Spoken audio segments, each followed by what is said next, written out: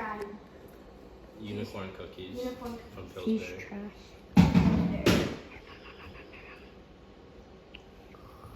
Yum yum yum yum yum yum. Yum yum yum yum yum. Yum yum yum yum yum yum yum yum. Oh, they're really good. Kyle's talking.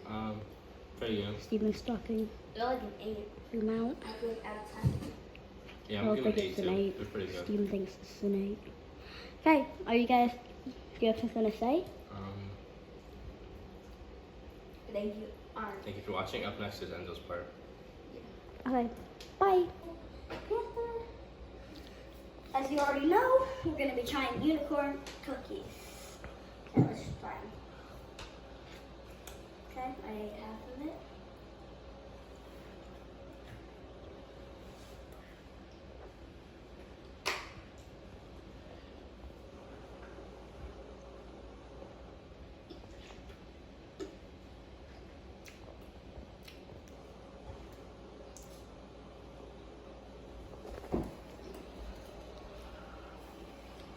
Steven, our cameraman, just tripped over the cat.